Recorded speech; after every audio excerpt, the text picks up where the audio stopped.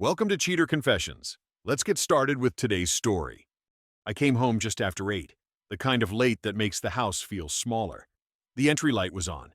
Clara stood at the counter with her shoulders tight, screen glowing in her palm. The moment she heard me, that light vanished. The phone slid under a magazine in one smooth motion. "You're home late," she said without turning. "Traffic was ugly," I answered. "What are you doing?" "Nothing. Just checking in with a friend." She smiled, quick and hollow. I noticed an empty pan drying by the sink and a plate in the fridge. No note, no question. Just food that had already cooled. She had eaten without me. It was a quiet detail, but it stayed with me. "You didn't wait," I said. "You weren't texting back," she replied. "I didn't think you'd be this late." The voice was calm. The tone felt new. I grabbed a bottle of water and leaned on the counter. "Who were you checking on?" "Leah. She's having a rough week." Leah was her safe name. She used it when she didn't want follow-up questions. "That's kind of you," I said. Clara picked at a corner of the magazine, then glanced up. "By the way, I told Tyler Harris you won't make it on Saturday. You said you were drained." I looked at her. "I never said that." She shrugged. "You always complain about those nights. I figured I'd save you one." I set the bottle down carefully. "Next time, don't speak for me. If I cancel something, I'll do it myself." "It's not a big deal, Blake," she said, rolling her eyes. "You're reading way too much into nothing." "Maybe." I nodded once. "Just stick to your own name." For a second, she didn't move. Then she laughed, light and quick, as she had won. "Okay, boss." But her hand went back to her phone too fast, and she kept it face down. The room felt unchanged. That was the moment I knew something had shifted. And I didn't forget it. The gathering was at Melissa Trent's place, a narrow apartment with loud music and drinks lined across the counter. Clara had insisted we go. I hadn't argued. I wanted to see her in a room with people who weren't me. She wore a new blouse, sharper posture, a shine that wasn't meant for home. Her hand stayed on my arm until we crossed the doorway. Then it slipped away, as if it had burned her. "Come on, Blake," she said, already drifting. "Meet my work people." She pulled me toward a small group near the windows. One man stood just a little closer to her than the others. Clean shirt, calm smile, confident stance. "This is Dustin," she said. "We've been on the same project." Dustin offered his hand. "Heard a lot about you." "Only the good parts," I said. Clara laughed too quickly. "He's being polite. Blake is disciplined, lives by lists and rules." The group chuckled. The word rules hung in the air. Dustin tilted his head. "That sounds useful. I could use someone like him around my team." "I don't run teams, I run schedules," I replied, "and I keep my own name on them." The laughter faded. A few eyes shifted away. Clara waved her hand. "He's in one of his moods. Don't mind him." "I will," I said, still calm. "If you want to cancel plans, use your own voice, not mine." Silence slid across the room. Melissa cleared her throat and raised a bottle. "Anyone want another drink?" Conversation moved again, but something had cracked. I watched Clara move through the room. Every time she laughed, Dustin's eyes followed. When she leaned in to hear him better, it was too familiar. When she touched his sleeve, it lasted longer than it should have. I felt no heat, no panic, just observation. Later, as we walked to the car, I spoke once. "You two look comfortable." "He's just easier to talk to than most people," she said, buckling her seatbelt. "That's not a compliment to me. It's not meant to be an insult." I started the engine, then start treating it like neutral ground. She didn't answer. Her phone lit up in her lap. She turned it away. And the road home felt longer than usual. The changes came subtly at first. Clara started running late with new excuses. Yoga classes stretching past the schedule. Long dinners tied to team bonding. Emergency talks that needed privacy and wine. Each reason landed as a coin dropped in a jar already too full. I didn't question her. I counted. Wednesday night, she grabbed her purse with rushed hands.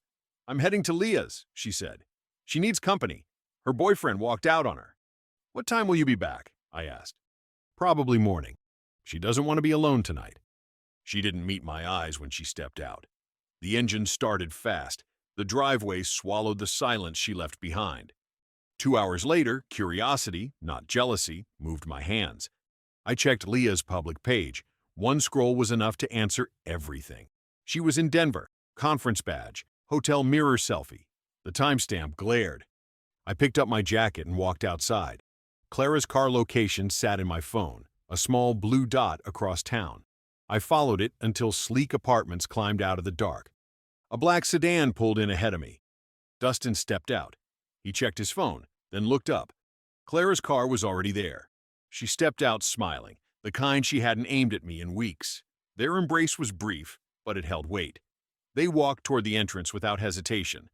I didn't knock, I didn't call, I didn't step out. I took out my phone and typed one line. Didn't know Leah lived at 418 Westbrook? Then I waited. 3 minutes passed. Then 4. The doors flew open. Clara rushed out, her face drained, steps uneven. She scanned the lot wildly. My headlights never moved. Car engine roared to life. Rubber squealed against concrete. She fled the lot like a thief caught by light. I followed at a distance as she sped home, broke the clean order of the street, and slid into the driveway too hard. When we both arrived, her breath came in sharp pieces. "How did you—" she began. "You said you were with a friend," I replied. "That location wasn't Leah." Silence landed hard between us. She dropped her bag slowly, and the lie finally collapsed under its own weight. Her chest rose and fell fast, hair loose, hands trembling. "You followed me," she said finally. Her voice cracked, thin and sharp. "I followed the truth," I replied. She dropped onto the chair by the table, covering her face for a second before lifting it again. "It wasn't supposed to happen like this. You said you were with a friend." "I was going to tell you," she whispered. "When? After the apartment? After the next one?" I asked. Her hands opened in the air as if searching for something to hold. I felt lonely. I needed someone to listen. "You had me," I said. "You worked all the time. And you lied all the time," I answered, calm and flat. She shook her head. "It wasn't serious. It didn't mean anything. You don't rush out of a man's apartment because of nothing." I held her eyes this time. "How long has it been, Clara?" Her silence gave the number more power than words. "Say it," I said. 3 months, she admitted. The room went still. "I didn't plan for it to go this far," she added. "It just happened." "You planned enough to choose lies over truth." She stood, stepping closer. "Blake, please. We can fix this. People recover from worse. You recover from accidents. This was a direction." Tears slipped down her face. She wiped them fast, angry at herself. "What are you going to do?" "I'm going to sleep in the other room tonight," I said. "Tomorrow, I'll decide the rest." She reached for my arm. I stepped away before she touched skin. "I need time," she said. "You had time," I replied. "You spent it on Dustin." Her expression changed at his name, like it cut deeper than the rest. That told me everything. I turned, walked down the hall, and closed the door between us. Not out of anger, out of clarity. Morning arrived without conversation. Clara stayed behind the closed bedroom door. I made coffee, drank it standing, then left without a goodbye. At noon, I sat in a quiet office across from a lawyer named Richard Cole. His questions were precise. My answers stayed simple. He explained options, timelines, protection, and process. I listened, signed an intake form, and left with a folder that felt heavier than paper. At work, I changed passwords, separated systems, and opened a new account in my name only. Each step was clean, no drama. By evening, half the practical future already stood on my side of the line. When I got home, Clara was waiting at the kitchen counter, hands folded too neatly. "I made dinner," she said. "Your favorite." I glanced at the plate. "You don't know my favorite anymore." Her eyes softened. "Let me try again." I sat down, took 2 bites, then stood. Trying is supposed to happen before lies. She followed me into the living space. I cut contact. I blocked Dustin. "Look." She held up her phone for proof. "I don't need a performance," I replied. She stepped closer, touching my sleeve. "I want us.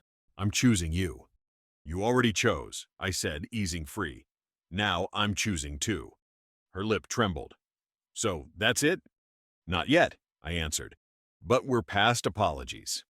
That night, while she cried behind a locked door, I organized papers. Mortgage, titles, insurance, business licenses, tax forms, copies stacked in precise order. A plan began shaping in ink instead of emotion. 2 days later, she shifted tactics. No tears, no raised voice. "Let's book a weekend somewhere," she suggested. "Fresh start." "I'll check my calendar," I said. The same words she used to steal from me. They landed differently now. She watched me like a stranger learning a new language. Behind her calm face was panic. Behind mine was structure. I typed a letter after midnight, burning no bridges, only sealing doors. When I finished, every sentence pointed forward. And for the first time in weeks, I slept without interruption. Dinner passed in near silence. Clara watched my hands more than the food. When I finished, I reached into my bag and placed a thick manila envelope in the center of the table. It rested there as it had always belonged. "What's that?" she asked. "Clarity," I said. She slid a finger under the flap and pulled out the pages. Her eyes moved faster than her breath. A separation agreement, property breakdown, dates, conditions. Her voice barely made it out. "You already decided this?" "Yes." "You didn't even give us a real chance." "You had 3 months of chances." "I didn't." She looked up, searching for anger in my face and finding none. "So, what happens now?" "The house stays with me. It was mine before the marriage. I refinanced once, already settled the difference. You'll receive a settlement to help you relocate. 30 days to move out, 2 weeks to sign. After that, lawyers will speak for us." "I can't believe you're doing this so cold," she said. "This isn't cold. It's clean." Her hands shook while setting the papers down. "And the accounts?" "Already separated." "The car?" "In your name. Insurance will transfer." She leaned back in the chair, staring at the ceiling. "You planned everything." "I corrected everything." A tear fell, then another. But I didn't move. "You don't even look hurt," she whispered. "Pain doesn't need an audience," I replied. She slid the envelope back toward me, as if refusing it made it disappear. "It's real," I said, pushing it back to her. "And it's time." She stood slowly. For a moment, she looked like a stranger who had wandered into the wrong life. "I'll sign," she said, hollow. "But you're ending something real." "No," I answered. "I'm ending something false." She walked out of the room without another word. The hallway swallowed her steps. The table stayed quiet again, but this time the silence felt settled. Tomorrow would finish what tonight had started. Clara moved out within 2 weeks. A cousin across town gave her a spare room. Boxes left the house in small loads, picked up when I stayed at work late. She avoided seeing me. I didn't ask to. The silence we had practiced for months finally became official. Dustin disappeared faster than her tears. When the excitement died and reality showed up, he wasn't interested in responsibility. Clara told Melissa that he had stopped answering calls. By then, friends who once laughed beside her started creating distance. Invitations slowed. Group chats went quiet. Stories travel fast when they are built on truth. Her performance at work dropped. Rumors filled the gaps she had created. Projects slipped, meetings passed without her voice, and supervisors noticed. She called once, then twice, then stopped trying when I didn't answer. The house changed tone. It breathed easier. Walls with no tension carry sound differently. Weeks passed with clear lines. Accounts split as planned. The settlement transferred. Signatures finished the process. The judge approved without comment. A stamped page does not feel dramatic. It just ends something. One evening at a supplier meeting, I spoke with Maya Reyes regarding delivery schedules. She was calm, direct, and focused. No flirtation, no games, just clarity. That felt rare. Clara tried to hold on with one last message. "I didn't think you'd actually leave." I didn't reply. Some lessons don't need an answer. I've closed the loop emotionally and tied it back to the beginning, with a clean power shift and no sentimentality. 3 months after the signatures dried, I ran into Clara at a grocery store. Not our usual one. A smaller place with narrow aisles. She stood in front of the dairy case, reading labels as if the answers changed between brands. She noticed me the same second I noticed her. "Blake," she said. "Clara." For a moment, neither of us moved. No tension, no warmth, just two pasts standing in the same present. "You look steady," she added. "I am." Her hair was shorter. Her eyes carried a heavier weight. I knew she had switched departments at work. I knew she was still with her cousin. Word travels when you stay silent long enough to hear truth. "How's life?" she asked.